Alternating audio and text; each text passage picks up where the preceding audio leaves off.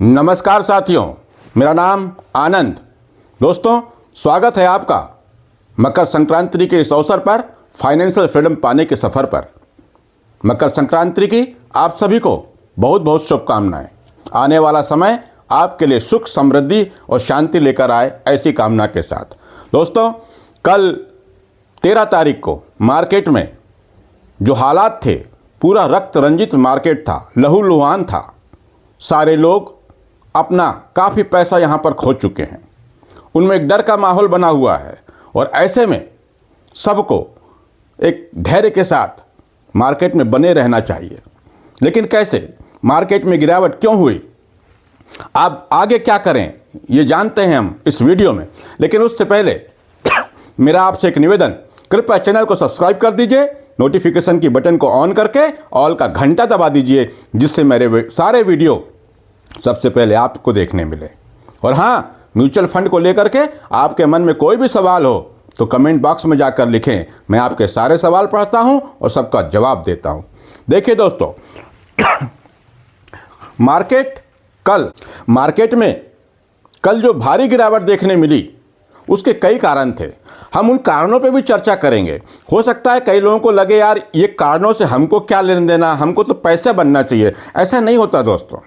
उसके पीछे के कारणों को भी थोड़ा बहुत हमको समझना चाहिए, क्योंकि हम यहाँ लंबे समय के लिए इन्वेस्टमेंट करने के लिए आए हैं। मैं कोई मार्केट का विशेषज्ञ नहीं हूँ, पर फिर भी जो मेरे अपने अनुभव हैं मैं आपके साथ साझा करता हूँ। ना ही मैं किसी कुछ खरीदने की सलाह देता हूँ, ना बेचने की देता हूँ। और आपसे भी मैं कहता हूँ कि अपने पैसे को आप अपने रिसर्च कीजिए, खुद समझिए, उसके बाद अपना पैसा कहीं इन्वेस्ट करिए। आपकी मेहनत की कमाई किसी और के कहने पर कहीं आग में मत लगा दीजिएगा, चाहे वो मेरे कहने पर ही क्यों ना हो। मैं भी, आप अपना रिस्क जांच लीजिए, अपनी रिसर्च कीजिए और अपना पैसा इन्वेस्ट कीजिए। लालच मत करिए। मैं एक कंजर्वेटिव इन्वेस्टर हूं, मैं डर के काम करता हूं। मुझे कोई फर्क नहीं पड़ता इस बात से कि मुझे ये लगे कि मेरा ये अवसर चूक गया, मैं खरीद नहीं पाया।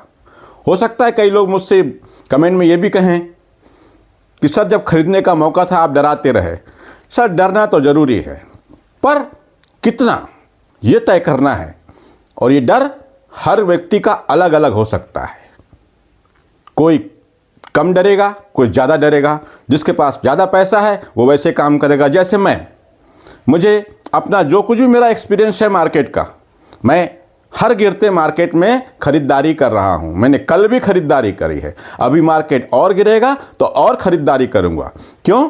क्योंकि मैंने कुछ पैसा ऐसे समय के लिए बचा के रखता हूं, बैंक में जरूर रख देता हूं, और उस पैसे से मैं इस मौके में खरीदारी करता हूं।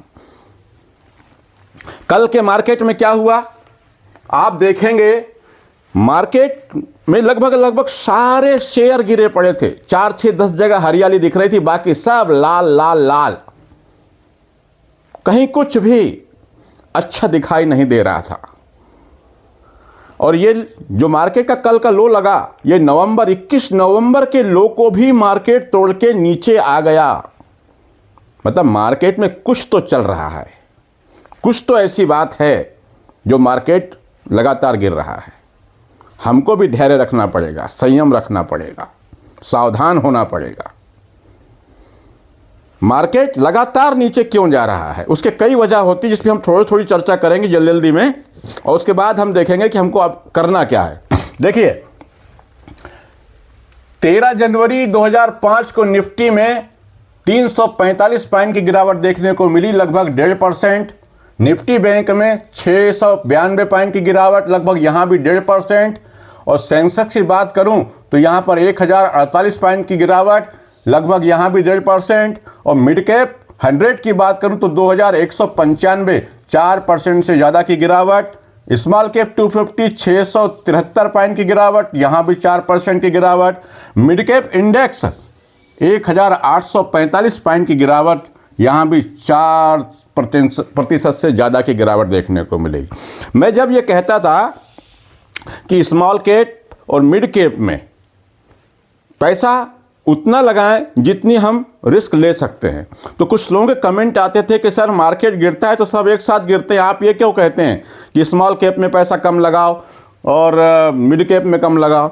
देखिए सर, जब भी मार्केट गिरता है अधिकतर यही देखा गया है कि हमारे पैसे को, हमारे पोर्टफोलियो को बचा के रखते हैं लार्ज कैप, और मिड कैप, स्मॉल कैप बहुत गिरते हैं, ज़्यादा गिरते हैं। जब मार्केट मान लीजिए ये अगर 10% गिर रहे हैं ना लार्ज कैप, तो हो सकता है आपके स्मॉल और मिड कैप 20, 25 और 30% तक गिरे। इसलिए यहाँ पर लंबे समय के लिए जिसको रहना है वो पैसा लगाए। जो अपने पोर्टफोलियो में नुकसान देख सकता है वो मिड कैप, स्मॉल कैप में पैसा लगाए। मैं अपना पोर्टफोलियो का भी आपको बताया था, और मेरे पास ऐसे फंड क्यों हैं उस पोर्टफोलियो में, वो भी मैं आपको अगले वीडियो में, किसी न किसी वीडियो में जरूर बताऊंगा।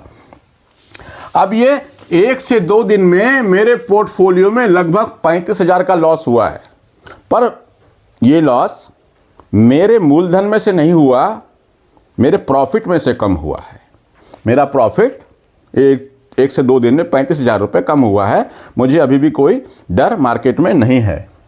अब मार्केट में गिरावट की कुछ वजह हो सकती हैं, जिसको मैं थोड़ा सा आपसे हल्का हल्का चर्चा कर लूँ।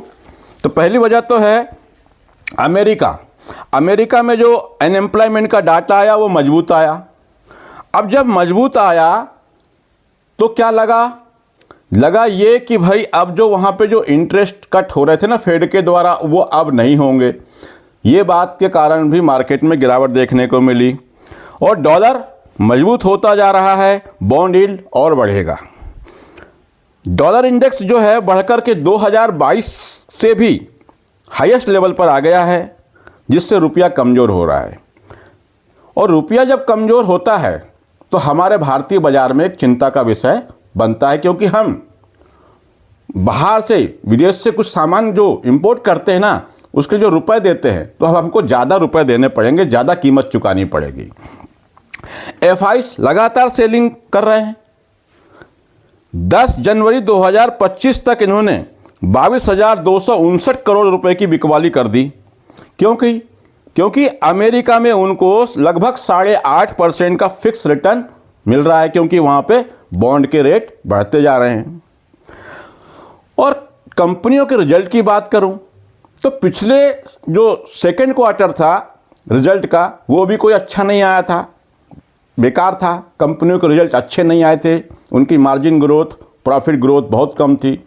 अब Q3 के रिजल्ट सीजन चालू हुआ है, जिसमें अभी शायद 1-2 ही कंपनियों के रिजल्ट आए हैं।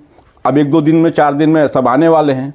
तो अभी भी उम्मीद नहीं है कि भारतीय मार्केट की कंपनियों के रिजल्ट कुछ बहुत ज़्यादा अच्छे आने वाले हैं। जिसमें बैंक की बात करूं तो बैंक निफ्टी ऐसे गिर रहा था कल, जैसे लग रहा था कि भारत के सारे बैंक आज से बंद हो जाने वाले हैं। अब वो इसलिए भी गिर रहा था कि ये फाइनेंस वगैरह में क्या एफआईज का पैसा बहुत लगा होता है। अब जब जाहिर सी बात है, जब वो अपना पैसा निकाल के ले जाएंगे तो यहाँ मार्केट में थोड़ी गिरावट देखने को मिलेगी। और अभी भी ये Q3 के रिजल्ट से किसी को बहुत अच्छी उम्मीद है नहीं। क्रूड ऑयल, कच्चा तेल, अब ये कच्चा तेल अपने पिछले 3 महीने के हाई पर पहुंच गया। अब कच्चा तेल जब महंगा होता है तो हमारी जो कंपनियां हैं, ऑयल कंपनी, टायर कंपनी, ऐसी बहुत सारी कंपनियां हैं जहां पर कच्चे ऑयल का उपयोग होता है। उसके साथ ट्रांसपोर्टेशन, भाई ट्रांसपोर्ट बढ़ेगा, उसके चार्ज बढ़ेंगे, महंगा होगा तो हमारी वस्तुएं महंगी होगी, मार्केट में महंगाई बढ़ने का डर रहेगा। इस कारण से भी मार्केट में गिरावट देखने मिली। क्रूड ऑयल जो है वो हमारे लिए बहुत अच्छा नहीं होता, उसके कीमत बढ़ना, क्योंकि हम उसको आयात करते हैं और उसके कारण दिक्कतें होती है। अच्छा, बहुत से लोग बार बार ये कहते हैं कि यार एफआईज उनके बेचने से हमको क्या फ़र्क पड़ता है? फ़र्क पड़ता है दोस्तों, बिल्कुल पड़ता है।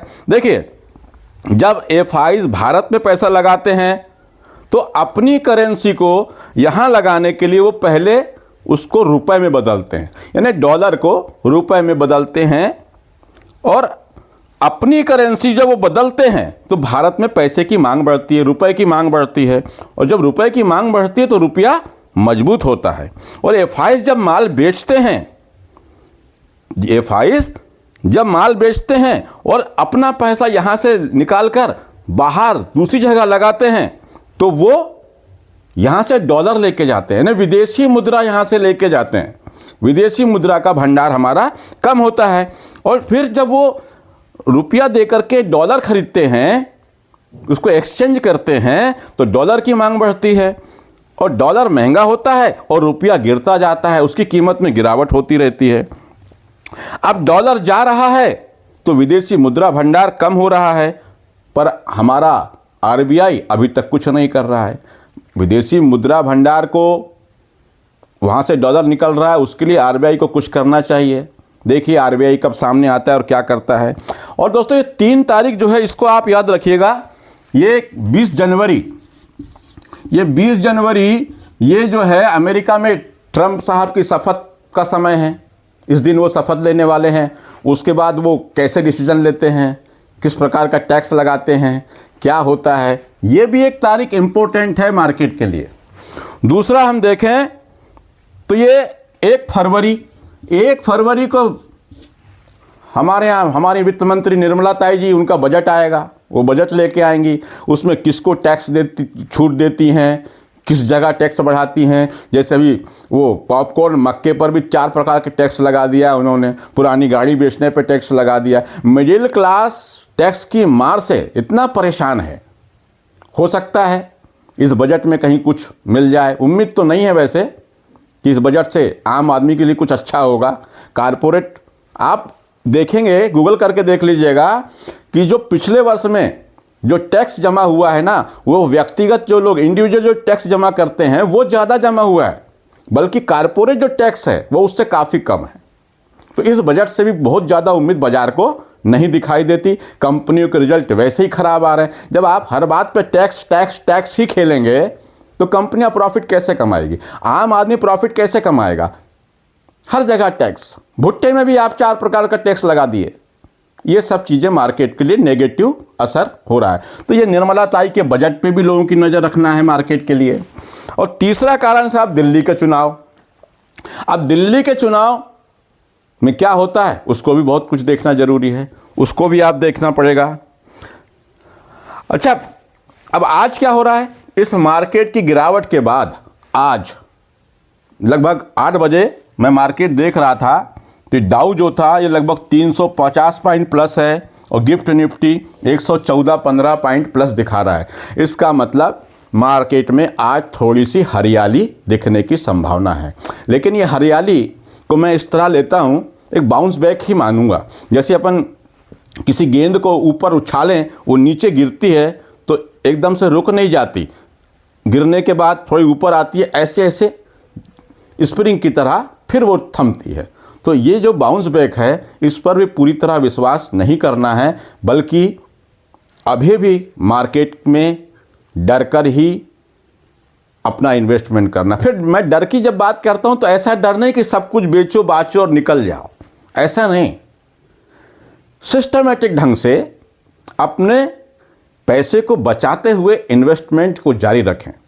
आपके पोर्टफोलियो में जो भी लॉस दिखाई दे रहा है, मुझे लगता है वो कवर हो जाएगा। हाँ, कवर होगा, कितने समय में कवर होगा ये मैं भी नहीं बता सकता, पर मार्केट को आपको समय देना पड़ेगा। और एक चीज, सेक्टोरल फंड और थीमेटिक फंड की बात करूं, अभी 1 से 2 साल में बाजार में थीमेटिक और सेक्टर फंड बहुत सारे आए और काफ़ी उसका प्रचार प्रसार हुआ टीवी में, मीडिया में, और लोगों ने बहुत सारा पैसा वहाँ पर लगा दिया। बहुत सारे लोगों के पोर्टफोलियो मेरे पास आते हैं और वो पूछते हैं, तो उसमें देखता हूँ कि थीमेटिक और सेक्टोरल फंड बहुत ज़्यादा है, काफ़ी पैसा उन्होंने इन्वेस्ट किया हुआ है। और जब मैं कहता हूँ कि थीमेटिक फंड जो होते हैं, सेक्टोरल फंड जो होते हैं, ये सबके लिए नहीं होते, तो कुछ लोग कहते हैं कि सर आप गलत बताते हैं, थीमेटिक फंड बहुत अच्छे होते हैं। भाई अच्छे होते हैं मगर सबके लिए नहीं होते, क्योंकि थीमेटिक फंड, सेक्टोरल फंड किसी थीम पर काम करते हैं, किसी विशेष सेक्टर पे काम करते हैं और मार्केट में सेक्टर का रोटेशन होता रहता है। थीम, कभी कोई थीम चलती है, कभी कोई थीम चलती है। इसको तो आप एक मौसम की तरह मान लीजिए कि जैसे कभी किसी का मौसम आता है, कभी कोई मौसम आता है, कभी कोई मौसम आता है, एक जाता है दूसरा आता है ना, वैसे ही चलेंगे ये फंड। ये हमेशा लंबे समय में कंस्टेंटली बना के आपको रिटर्न नहीं दे पाएंगे, ऐसा मुझे लगता है। बाकी आप अपनी रिसर्च कीजिए, आपका पैसा है, आपके पैसे से आपको माल खरीदना है और आपके पैसे को आपसे अच्छा कोई और मैनेज नहीं कर सकता, कोई और नहीं संभाल सकता, मैं भी नहीं संभाल सकता। मेरे वीडियो सिर्फ आपके पास एजुकेशनल पर्पस से होते हैं, जानकारी के लिए होते हैं। आप अपने रिस्क के अनुसार, अपनी समझ के अनुसार, अपने फाइनेंशियल एडवाइजर की सलाह से ही अपना पैसा कहीं भी इन्वेस्ट करें। किसी की भी सलाह ना माने, मेरी भी सलाह मत माने। मैं आपको सुझाव देता हूं, आपको अच्छा लगता है तो आप करें, बाकी वो आपकी इच्छा है। पैसा आपका है, आपको बचाना है। कहीं भी इतना रिस्क मत लीजिएगा कि मानसिक तनाव हो, घर में तनाव का माहौल बने, परिवार में तनाव हो। ऐसा रिस्क मत लीजिएगा। मार्केट में मैं ज़्यादा उम्मीद नहीं करता। मैं बार बार कहता हूं, मैं कंजर्वेटिव, डरपोक टाइप का इन्वेस्टर हूं। मैं अपने पैसे को मार्केट में लगाता हूं इस उम्मीद में कि मुझे लंबे समय में 15%, 17% का रिटर्न मिल जाए, जो bank, post office, RD, LIC, बीमा, इन सब से कहीं ज़्यादा है। महंगाई को भी अपन कैलकुलेट करके देख लें तो भी इतना इंटरेस्ट बहुत है। इंटरेस्ट नहीं कहूँगा, रिटर्न कहूँगा, वो ज़्यादा है, अच्छा है, और इतनी ही उम्मीद करता हूँ। और दोस्तों, आपके मन में म्यूचुअल फंड को लेके कोई भी सवाल हो ऐसे गिरते मार्केट में, तो आप कमेंट में लिखिए। मैं आपके सारे सवाल पढ़ता हूं और सबका जवाब देता हूं। आज के लिए इतना ही। नमस्कार, जय हिंद, जय भारत।